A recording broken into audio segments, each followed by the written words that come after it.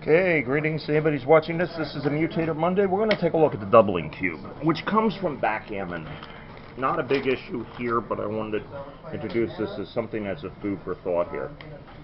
In the game Backgammon, you're going to play a series of games, and this is where the doubling cube, you're playing any game where skills involved and you have a set number of points, you can consider using the doubling cube. 4. You're not going to play in a single game, it doesn't make sense. You might want to play at different points in the game after a number of rounds, and each round do it. But the way it works is that you have this cube.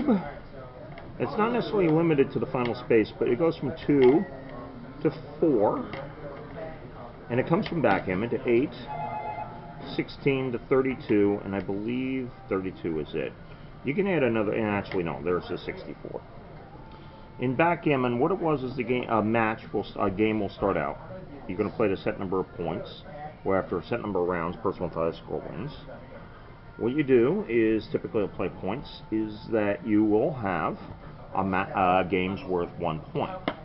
If a person feels, the other person feels they're going to lose, it adds a kind of a put the pressure on, or not necessarily bluffing element, but something else, but for Backgammon, of a way to pressure and play psychological warfare. For example, one of the two players could grab the doubling cube and put it down and saying, well, it's now worth 2 points. At that point, let's see, it's worth 2. At that point, the other person then has to choose to make the match worth double what it was or resign. So then you can go to, and then the person can then get, then, by the way, let's say this person on this side here did it. That other player on that side would end up getting the cube, and then they have a chance later on in the game to make it worth 4. And it goes up 8, 16, all the way up 32, 64, go across. You can do it that way.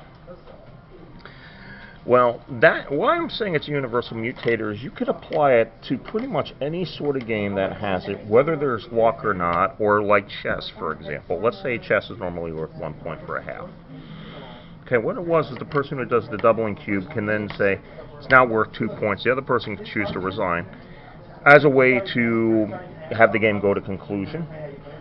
Now you have an issue with draws. You can have it so that the person here does the doubling cube, then gives the draw rights to the other player if you want.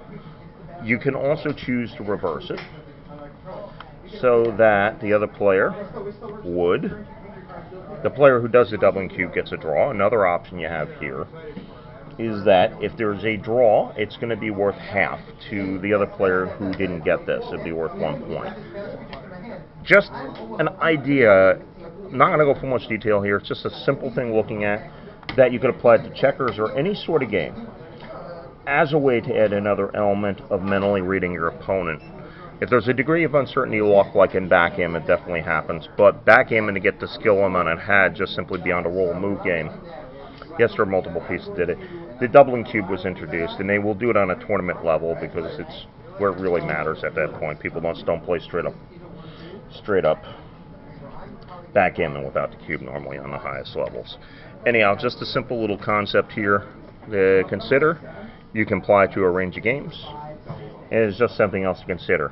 Adding an element where the points escalate somewhere. You can also, instead of just doing 2, you could play with like a regular cube and have it worth 1 point, then 2, then 3, then 4, then 5 if you want to step it up that way. Anyhow, just something to consider. We have the board here, our Classic Games Redefined board, just to show that we're doing chess on it.